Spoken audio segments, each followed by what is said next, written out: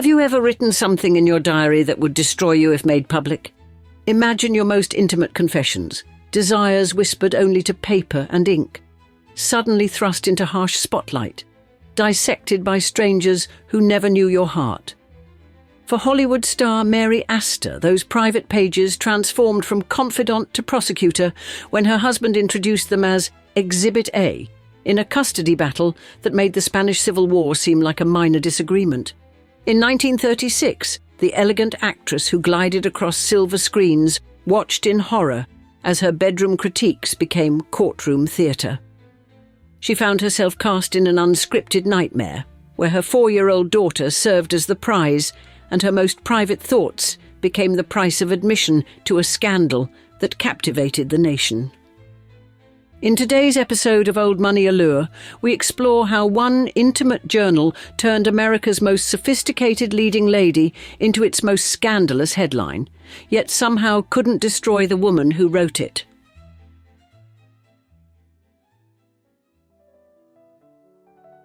A brown leather diary sat innocently on a courtroom table in 1936, its pages about to detonate a scandal so explosive it would knock Hitler off America's front pages and reduce Hollywood's most sophisticated leading lady to a woman defined by her bedroom confessions.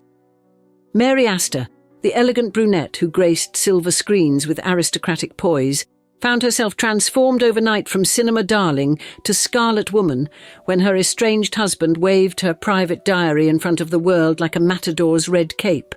Born Lucille Vasconcelos Langhanke, a name about as marquee-friendly as a sneeze, Astor had been manufactured by the Hollywood machine, shedding her immigrant-sounding moniker faster than a snake sheds last season's skin.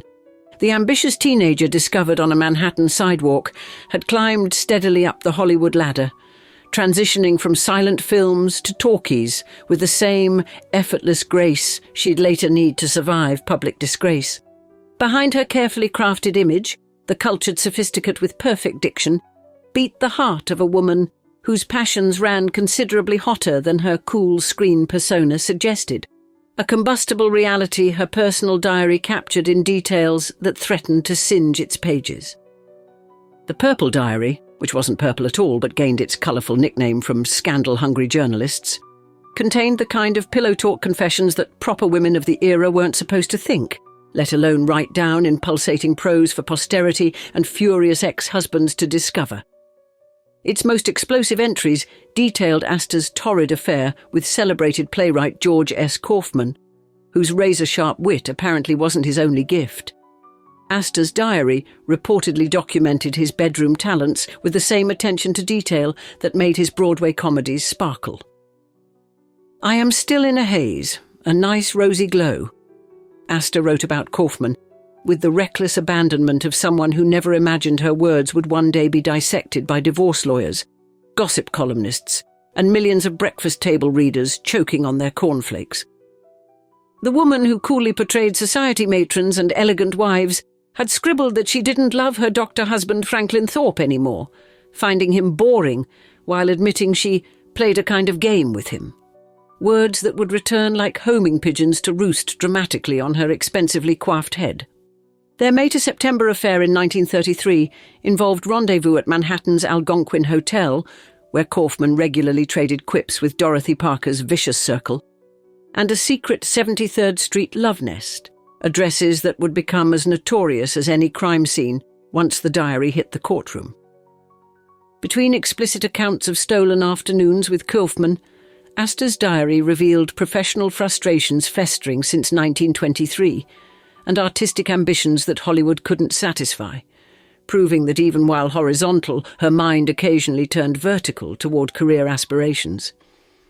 Thorpe discovered these pages of passion and promptly recognized their value exceeded gold in Hollywood's currency of scandal, where private indiscretions could be converted directly into custody leverage and financial gain.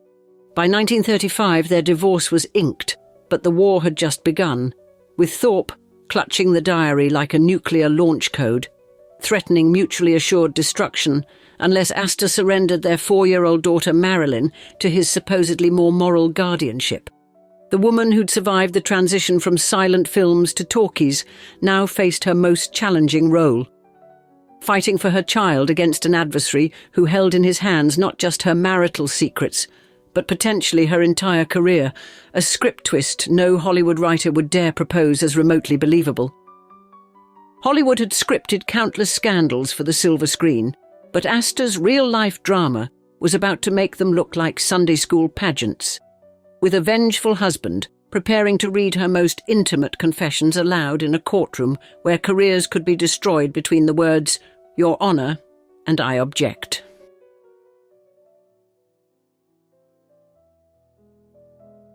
In February 1936, Dr. Franklin Thorpe marched into court with the righteous indignation unique to hypocrites, citing extreme cruelty while deliberately neglecting to mention his own extracurricular activities that contributed mightily to their marital collapse. Thorpe, whose medical ethics apparently included performing illegal abortions but drew the line at forgiving adultery, brandished Astor's diary like a smoking gun, demanding custody of their daughter Marilyn, half of Astor's house, and control of her finances with the subtle negotiation skills of a cartoon villain. His blackmail strategy initially worked beautifully when Astor, bedridden with influenza and hallucinating with fever, signed away custody rights after Thorpe's relentless bedside threats to destroy her career and the career of all her friends, proving that timing, whether in comedy or custody battles, is absolutely everything. For 6 nauseating months, Astor watched her daughter shuttle between households according to their agreement, the child becoming a pawn in a game where Thorpe held all the queens, kings, and embarrassing diary entries. By July, Astor had traded her tissue box for boxing gloves, marching back into court to reclaim her daughter while risking Hollywood's version of public crucifixion, her career, reputation, and dignity all nailed to the cross of her own handwritten indiscretions. Her maternal instincts exploded into action after reports surfaced that Thorpe, the sanctimonious guardian of morality, had allegedly shaken little Marilyn until her teeth chattered like castanets, bitten her lips, spanked her brutally, and decorated her skin with bruises that would have had any other father answering uncomfortable questions from police rather than preening before judges. The custody hearing on July 29th instantly transformed the Los Angeles courthouse into Tinseltown's hottest ticket. Standing room only with fans shoving, elbowing, and practically scaling walls for glimpses of the woman whose bedroom confessions had suddenly become more fascinating than her screen performances. Enterprising vendors worked the courthouse perimeter like a baseball stadium, hawking hot dogs, ice cream, and probably unofficial Mary Astor scandal scorecards for spectators following America's new favourite sport, watching a movie star's private life disintegrate in public. Thorpe's legal sharks portrayed Astor as motherhood's antithesis while strategically misfiling documentation about his own colourful history, including the kind of medical services that would send most doctors to prison rather than custody hearings. The proceedings reached soap opera perfection when witnesses described Thorpe's affair with showgirl Norma Taylor, who once chased him through their apartment in a drunken rage, waving a carving fork and smashing windows with a candlestick, while young Marilyn received an early education in adult relationship dynamics. Astor's lawyer desperately sought an injunction against the diary's admission, the legal equivalent of trying to stuff a grenade's pin back after counting to 3, arguing its contents would feed gossip columns rather than serve justice or protect Marilyn. Judge Thomas Lynch, recognizing the cultural dynamite before him, initially allowed Thorpe private access to the diary while sealing it from public consumption. A compromise that disappointed everyone, particularly the tabloid vultures circling overhead, waiting for bloody diary excerpts to drop. The case pivoted dramatically when Judge Goodwin J. Knight discovered Thorpe had surgically excised entries about his own indiscretions and possibly inserted fabricated content about Astor, ruling the diary inadmissible with the disgusted expression of someone who'd found a cockroach in his coffee. With legal avenues closing, Thorpe leaked selected diary excerpts about Astor's affair with Kaufman to panting reporters.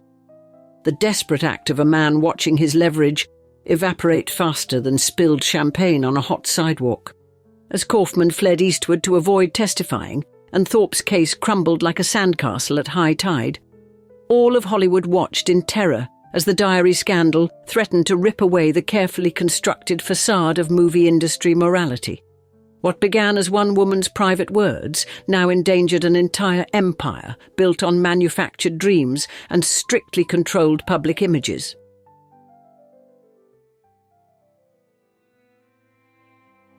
Mary Astor's custody battle erupted across front pages with such force that Hitler, Mussolini, and the Spanish Civil War were demoted to page 8, proving yet again that Americans will always choose bedroom drama over battlefield carnage when given the choice.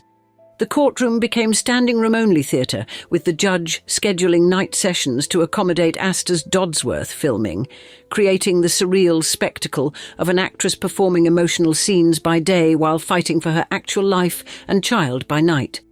New York Daily News reporter Flora Bell Muir abandoned journalistic ethics with spectacular enthusiasm, inventing diary passages with the creative freedom of a novelist on deadline, spinning tales of Astor's sexual scoring system that existed only in Muir's imagination, but sold papers by the truckload.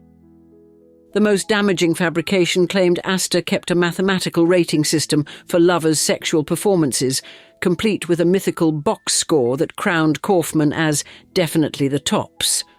A complete fiction that nonetheless cemented itself in public imagination with the permanence of a tattoo. Astor would later fume in her autobiography, "There wasn't any box score, and I never called the damned thing Dear Diary." But her denials arrived decades too late to counteract the image of Hollywood's ladies scoring men's performances like Olympic judges rating gymnasts. The Catholic Legion of Decency, America's self-appointed bedroom police, threatened to blacklist all Astor films if the diary went public, proving that in Depression-era America, an actress's private sexuality could destroy not just her career but an entire studio's investment portfolio.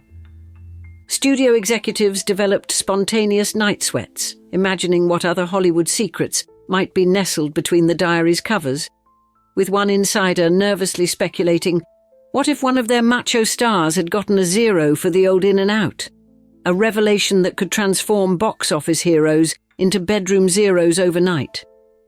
Warner Brothers executives saw the diary as the first domino in a potential cascade of revelations that could rip away the carefully constructed facades of star personas, exposing the reality that actors might actually enjoy sex as much as ordinary mortals. Gossip Empress twins, Hedda Hopper and Luella Parsons, circled the story like hungry sharks, and while legal restraints prevented publishing actual diary contents, they served innuendo with a side of speculation, delivering enough coded language for readers to mentally fill in the blanks with scenarios far juicier than reality. The industry's Mount Olympus descended to earth when Louis B. Mayer, Jack Warner, and Harry Cohn, men who controlled Hollywood with iron fists in velvet gloves, ambushed Astor on Dodsworth's final filming day, ordering her to drop the custody battle before it damaged the Dream Factory's carefully maintained illusion of moral superiority.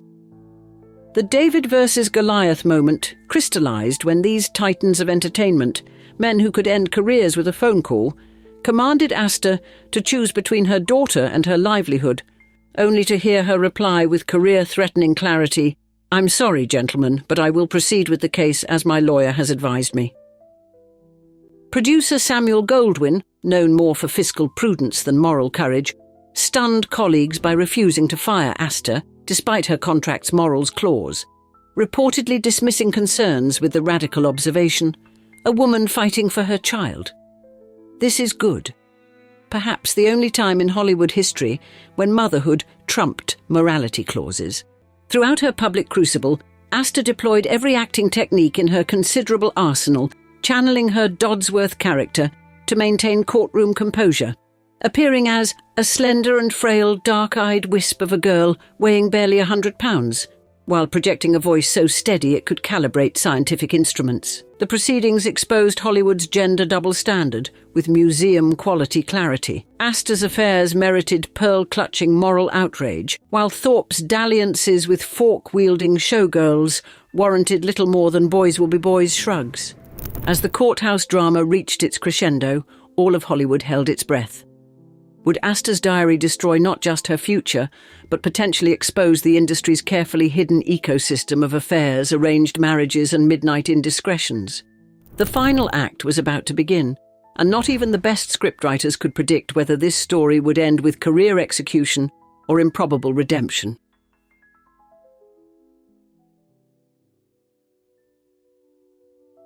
On August 13, 1936, after weeks of testimony that left even veteran courthouse reporters blushing, a settlement materialized like an unexpected plot twist.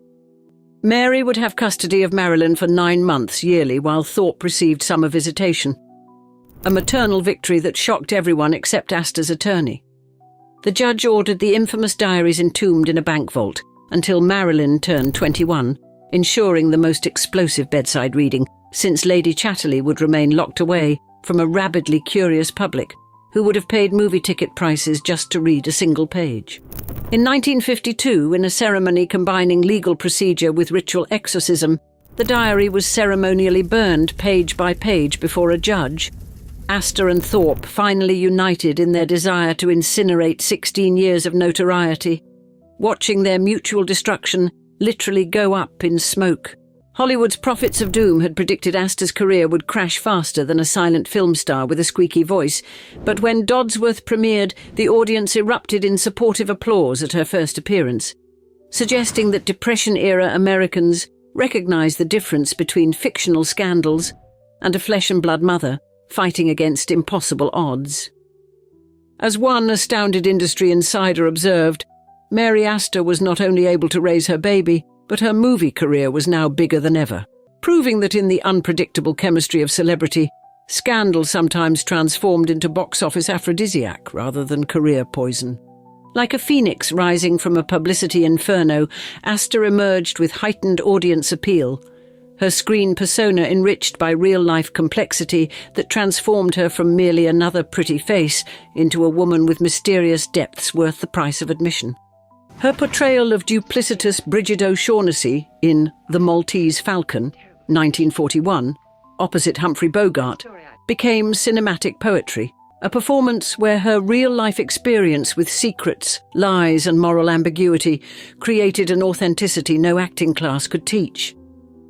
In 1942, Hollywood's ultimate validation arrived in the form of an Academy Award for Best Supporting Actress in The Great Lie, with director Edmund Goulding brilliantly mining Astor's courtroom trauma by encouraging her to channel custody battle emotions into her portrayal of a manipulative concert pianist, transforming personal humiliation into professional gold.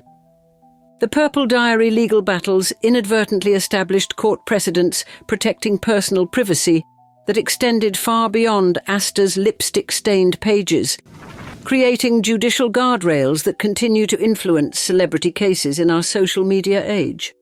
Studio executives, terrified by how quickly Astor's personal writings nearly demolished their carefully constructed fantasy factory, reinforced morality clauses in star contracts with the panicked urgency of prohibitionists discovering speakeasies in their basements.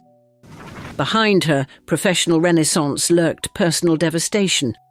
The woman who conquered courtrooms and critics still battled inner demons that transformed her into a functioning alcoholic, who, by 1949, checked into a sanitarium, proving that surviving scandal sometimes means merely changing the venue of one's suffering. In her later autobiographies, My Story, 1960, and A Life on Film, 1972, Astor performed her final act of image control, discussing Kaufman with the careful vagueness of a bomb disposal expert handling nitroglycerin, never revealing more than the public record had already established. George Kaufman, the wit who could craft dialogue for any awkward theatrical situation, reportedly never again crossed paths with Astor and developed an allergic reaction to the mere mention of her name, suggesting that even America's foremost comedy writer found nothing amusing about becoming an unwilling character in Hollywood's most scandalous melodrama. The Purple Diary saga has generated books including The Purple Diaries, Mary Astor, and the most sensational Hollywood scandal of the 1930s, by Joseph Egan and Mary Astor's Purple Diary, The Great American Sex Scandal of 1936 by Edward Sorrell, literary testimonials to America's enduring fascination with celebrity downfalls. In 1965, illustrator Edward Sorrell discovered 1936 newspapers beneath his kitchen linoleum. The yellowed accounts of Astor's diary revelations, inspiring an obsession that culminated in his book decades later, proving that America's most notorious diary continued generating creative output long after its physical pages had drifted away as smoke and ash. And now we'd love to see you in the comments. What other forgotten Hollywood scandals would you like to see covered in the future videos? Thank you for joining us for this episode of Old Money Allure, where Mary Astor proved that a mother's love burns stronger than scandal. Until we meet again, cheers.